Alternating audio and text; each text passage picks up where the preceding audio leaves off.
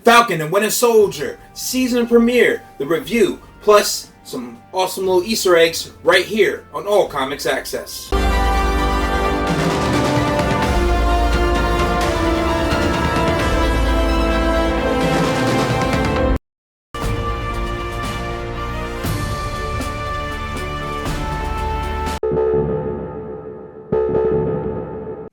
Hey, what's going on, folks? You know who it is. It's your guy, Joe, the Beast McCoy, aka the Mixed Marvel. And it is a glorious day. If you're like me, you've been waiting all year, for this Falcon and Winter Soldier. And what a beautiful follow-up. We just had, lovely WandaVision going on.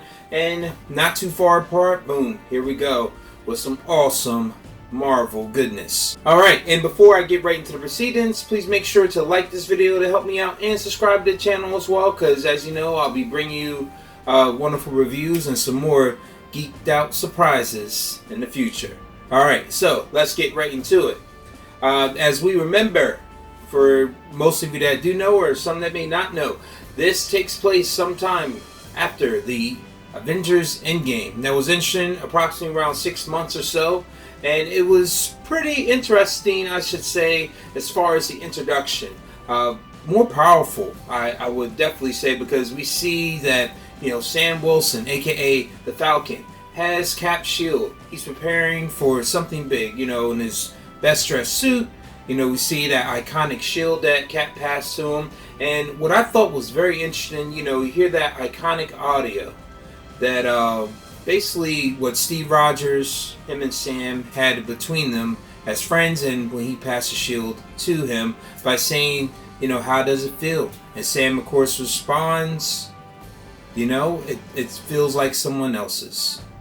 But yet, Captain, made sure to drive home the point it isn't. He definitely wanted Sam Wilson to have it, and this was a truly great moment to see him pass the shield along to his good friend Sam to continue the Captain America legacy. But before we get into the part with the ceremony, all that stuff, of course, we're getting into some awesome action. So we definitely get a rundown that Sam is on a special mission to save some military liaison from this infamous group by the name of LAF. And it's pretty top secret stuff, so everything's meant to be low key. Now, what was pretty awesome, right off the bat, as he's getting right to proceedings, we're seeing that he's using those classic wings that he always uses and is known for. Also, I seen great use of his buddy Red Wing, which is always awesome. See, just awesome tech Stark in general. Great upgrades to all his stuff. Alright, so we notice a quick encounter with our iconic villain that we've seen pop up before in the MC universe, Batroc the Leaper. I hope I'm saying that name right, didn't butcher it too much. But long story short, we've seen he has some awesome fighting skills, and we definitely know he's always into some crazy spy, espionage, shady stuff. Now, what was pretty crazy, he did play a significant role in the comics. He actually appeared in Tales of Suspense number 75 way back in 1966. Now, I'm pretty interested to see what the series will hold out for him, because throughout the comic books, he did have some interaction with Baron Zemo, who we know is going to be a key character in this awesome series as well. I'm definitely curious to see how Batroc the Leaper is going to keep showing up, or what other sort of things he'll be doing, playing a key antagonist throughout the series. Now, what's great, as usual, because Falcon is a man, he definitely delivered, regardless of fighting off all those bad guys. Batroc the Leaper, I thought it was pretty crazy, that last helicopter scene, all the stuff blowing up. And then we fast forward. So the gentleman that he was going back and forth with, Lieutenant Torres, what was interesting, they're in a cool city, Tunisia. We see that, Sam's great legacy as a Avenger is known throughout the earth. You see, the gentleman along with his wife, very courteous, very grateful to him. And, he was just happy to meet Sam and speaking, hey, thank you for saving my wife and love what you do. So I thought that was pretty touching. Now, this is what's very interesting. The young man that Sam is hanging out with, is a key character actually from the comics, and I'm excited to see what he's going to be doing in the series. He is Jaquan Torres. He appeared in the first issue of Captain America Sam Wilson, the series that started in 2015, basically when Sam Wilson had become the new Captain America. Now, what was interesting about his character in this comic book, unfortunately due to some crazy experimentation, he became a Falcon human hybrid. Pretty wild. Reminds me of like the Island of Dr. Moreau kind of stuff. But long story short, it's hard to say, if he'll get those sort of powers or something like that will happen. But essentially, he could be a key character, should everything go right in the series. When Sam picks up the mantle down the line to be Captain America, someone's going to need to fill that gap of being, the new Falcon. This very well could be Lieutenant Torres. Well, we're going to see basically if, this lives up to the comics, and I'm excited to see what he's going to do. Okay, for those that are avid comic readers, we definitely heard something that we are very familiar with when, the lieutenant mentioned to Sam that he's noticing the growth of a group by the name of the Flag Smashers. And what's interesting, this terrorist group essentially took advantage of the blip to, get their power into play, I should say. They had this common belief that, because if there's no borders, essentially the world's in a better position. But what was interesting, Flag Smashers, the group, is actually inspired of a key character from the Captain America series. It was actually Flag Smasher, who was none other than Karl Morgenthau. Now, what was interesting, I would imagine, he should pop up in the series at some point. But I remember from the Super Bowl trailer, if you remember that, there was a bit of a fight scene between Sam, Cap, and some other individuals, and they had donned the mask. And there is a strong chance that the very Karl Morgenthau might actually be a lady instead, and could be Carly Morgenthau. So that's just my theory based on what I saw, from the trailer before this premiere. Fast forward to the Smithsonian.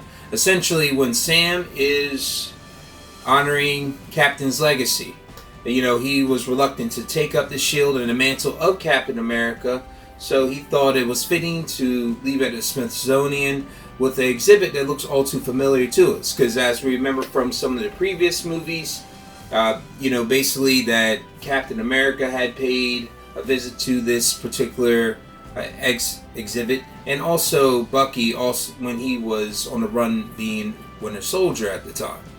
So it's pretty cool to see them revisit this. And if you're like me, it was amazing to see the one and only legendary War Machine, aka Lieutenant Colonel Rhodes. And I thought that was pretty awesome, the interaction they had afterwards, the hero to hero. And it was great, for Sam to have someone to relate on his level, someone that was a fellow Avenger, someone that understood his life and legacy. And it was pretty powerful, the conversation between those two. And, basically War Machine was reminding him, hey, you are worthy for this, and that it is a new day. So I definitely was happy to see him, give him those encouraging words, and hopefully down the line this helps Sam appreciate he's destined to be the new Cap. In the comic books, when Bucky and Sam at different times have become the Cap, they both were a little bit reluctant to take up that mantle, either one of them, because Sam, essentially Steve was like a brother to them, their best friend, and they didn't want to make a mockery of their legacy. But it shows the greatness of these men by wanting to pay homage and respect to what Steve Rogers left behind. That intro to Bucky, I mean, how crazy was that? To automatically go into that Winter Soldier mission, and basically he's doing what he always does, and he's taking someone out, and he was doing some slick stuff.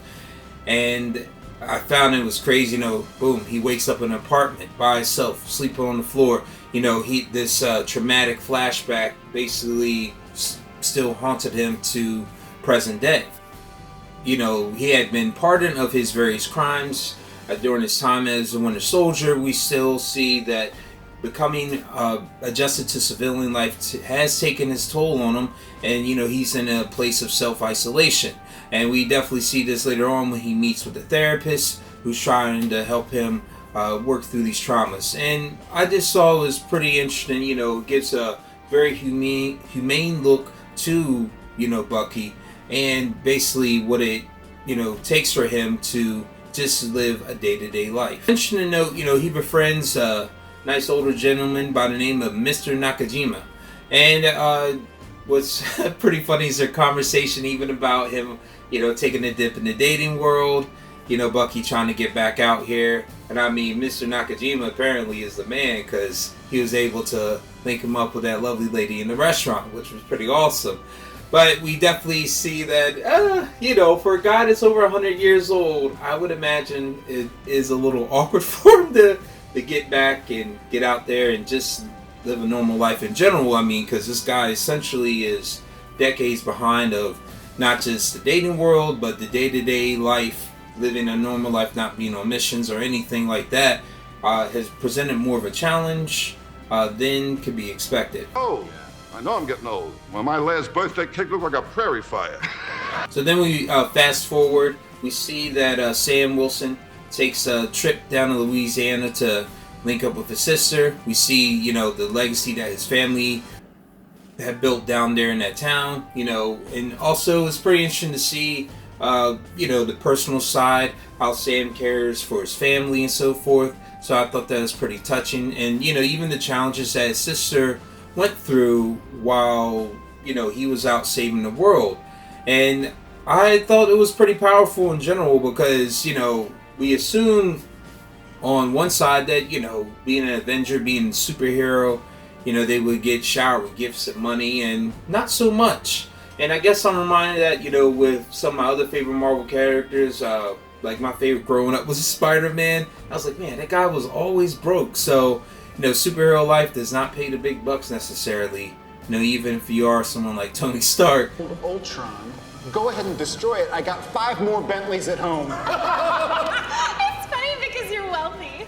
But it was pretty interesting. Even, you saw the long-term effects of how the post-blip world took its toll on even someone like Sam, because when he went to go assist his sister later on, who getting a bank loan to save the family's, legacy of the fisherman life and so forth, that, it didn't necessarily guarantee him to get something because, unfortunately that gap in time with him not being there had a negative effect. Even his superhero reputation did not gain him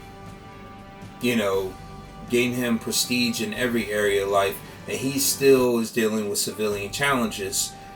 On the flip side, just like Bucky is dealing with his sort of civilian challenges as well. And I thought it was pretty powerful too how, Bucky is connected to that gentleman, Mr. Nakajima's son. Unfortunately, his death, and that's pretty intense. So I'm very curious to see how this plays out and if he'll ever redeem that part of him throughout the series, making that peace with Mr. Nakajima. And then, of course, we fast forward to Switzerland, and finally we get to hear this group, the Flag Smashers, and we get to see them in action. And it was pretty wild, man. Like, that was a crazy setup, the robbery, and how he was just in the middle of it, Mr. Lieutenant Torres. And it was crazy, man. These guys are packing some super strength. I mean, they demolished that poor guy. So I could have a feeling, maybe someone there has super soldier serum of some sort. It's something mutant related. Who knows? But I'm excited to see, what the series holds out. As they delve into, this group, they're going to be major antagonists. Right, then, last but not least, it's pretty crazy. Thankfully, Lieutenant Torres, he touched base with, Sam Wilson, and he's recovered, from that attack. But the next moment wasn't prepared for. Sam is put on to the conference by his sister about the new Captain America. And who do we see coming out? John Walker, aka the U.S. Agent. And man, if you're like me, and you've ever, I have to say, growing up, I kind of was a fan of this guy, but he is out of his mind crazy. So I'm very interested to see what he's going to be doing throughout the series. And just a quick rundown on who the USA agent is. He was given his powers through a similar program, much like Steve Rogers, except, it was funded by Power Banker.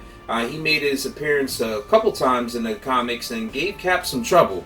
Definitely, he started off as a villain by the name of Super Patriot. He appeared in Captain America number 323. And then he popped up as Captain America, him, taking up that mantle for him. In Captain America issue number 333. Then after that, in Captain America issue 354, he officially became who we see him as, the U.S. agent. And man, basically, I'll just put it into this. He's not afraid to get his hands dirty and even do some stuff that Cap's willing not to. So definitely, this guy having similar powers like Captain America, but with much more crazy intentions. It's going to be pretty wild to see how that all plays out throughout the series and what kind of trouble he's going to be for Bucky and Sam. So pretty excited to see how that's going to play out. Alright folks, so that's just my 2 cents on it. A couple of those Easter eggs I thought you'd appreciate. A little background on some of the characters and so forth. I thought this solidified and laid a great foundation for the series. But please, let me know what's some other stuff that you like. Comment down below or anything I may have missed. I always appreciate that. I'll definitely be leaving a link down below to get your hands on some cool Captain America Winter Soldier merchandise. Stay tuned because I'll be reviewing this awesome series week to week, along with some other surprises that'll be in store. And always remember, you do matter. You're awesome, and whenever you're feeling down and out, rise up and geek on.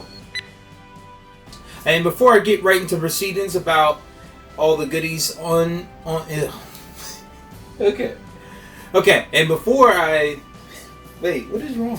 I can't. Okay, and before running back. Okay, and what was pretty crazy is who he confronted, a familiar face. We see that it's none other than, I hope I don't butcher this, Baytrak the Leaper.